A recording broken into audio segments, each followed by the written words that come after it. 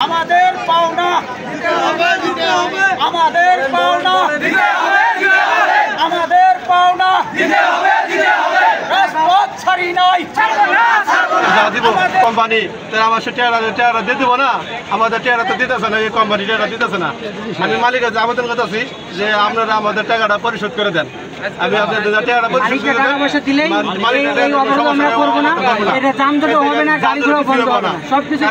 মালিকের ডেট দিছে এই টেয়ারা আমাদের দিছে দেওয়ার পরে এই টেয়ার পরে তার দেওয়া হয় নাই 30 তারিখ ডেট দিছে আমরা আজকে ছুটি দিয়েছি সেনাবাহিনী গেছে সেনাবাহিনী যা ওই জায়গাটা সব কিছু করে নিয়ে আসে আমি মালিকের আবেদন জানাচ্ছি যে আপনারা টাকাটা পরিশোধ করে দিয়ে দেন। আচ্ছা ভাই মেন সমস্যাটা হচ্ছে মালিক পক্ষ যদি আমাদের এই যে দাবি যে আমাদের পাওনা টাকাটা যদি আমাদের দিয়ে দেয় তাহলে আমাদের সকলকে রাস্তা নামতে হয় না। আমাদের এই যে যানজটগুলো হচ্ছে গাড়ি দাঁড়ায় আছে যাত্রীগুলো কষ্ট পাচ্ছে এগুলো দিতে হয় না। আমরা মালিককেও বলতেছি এবং সরকার পক্ষকেও বলতেছি যেন আমাদের এই সুরাহাটা হয়, আমাদের জন্য রাস্তাতে না নামতে হয় সেই ব্যবস্থাটা সরকার পক্ষ করুক এবং মালিক পক্ষকে অনুরোধ করছি আমাদের পাওনাটা আড়াই ঘন্টা ধরে এখানে জামের হয়েছে, আড়াই ঘন্টা দূরপাল্লার গাড়ি এসব যাত্রীবাহী গাড়ি খুব সমস্যা। পাবনা যাবো ঢাকা থেকে হইতেছে ভাই আমাদের আসলে কিন্তু খুব কষ্ট হইতেছে। এই যে মনে করেন যে সকাল 6টা থেকে টিপ নিয়ে মনে করেন যে ছেড়ে আসছি এখন কয়টা যে পৌঁছাইবো তারও কোনো ঠিক ঠিকানা নেই।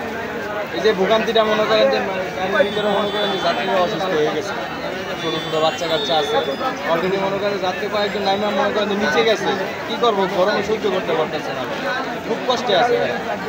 আমরা যে কষ্টে নাই তা না, সমস্যাটা কারণে দুষ্কর্ম পায় মনে করেন যে যেহেতু এরা যে জায়গায় চাকরি করে কোম্পানির সাথে যদি এগুলো কোনো প্রকারে মনে করেন যে চুক্তি পরামর্শ থাকে তাহলে হেরার লাগে করতে পারে। রাস্তা বন্ধ করে তো মনে করেন যে কিছু করা যায়। আমরা এই যে গাড়ি নিয়ে বিপদে পড়ে আছি, হঠাৎ করে রোড বন্ধ, তাহলে আমাদের আলটিমেটাম দিয়ে দিত যে কালকে থেকে গাড়ি বাই করো না, আমরা বাই করতাম না, এত যাত্রীও ভোগান্ত হতো না। তাহলে এই যাত্রীগুলো কি মানুষ না? 27 তারিখে অফিসে আসছিলাম, আসার পর 28 তারিখে আমাদের বৃহস্পতিবার দিন আমরা অফিসে এসে দেখি যে মালিকের গেটে তালা মারে দিয়ে না জানায় চলে গেছে।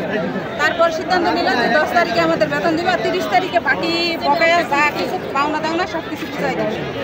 সে তারপর 10 তারিখে মোবাইলে এসে স্যালারি দিচ্ছি, তারপরও 2000-3000 টাকা কম সবার।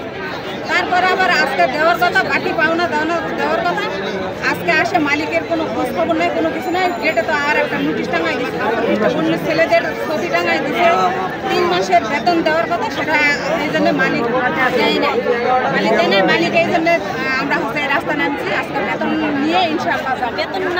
বেতন না নিয়ে আমরা যাবো না, কেউ যাবো না, সবাই আমরা এক কথাতেই বসবো, এক কথাতেই আমাদের ফ্যাক্টরি গত মাসে 27 তারিখে বন্ধ করে দিচ্ছে, আজকে টাকা দেওয়ার দিন, আজকে আমাদের টাকা দিব, এটাই আমাদের কোনো দাবি নাই।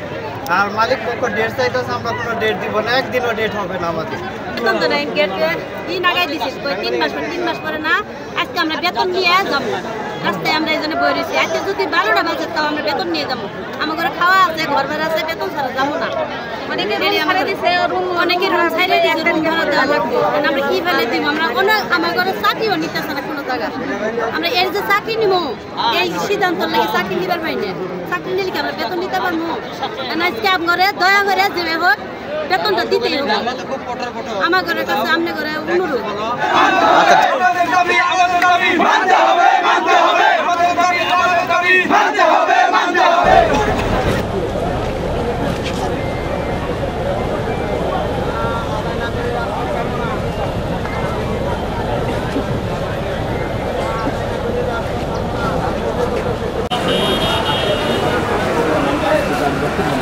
হ্যালো।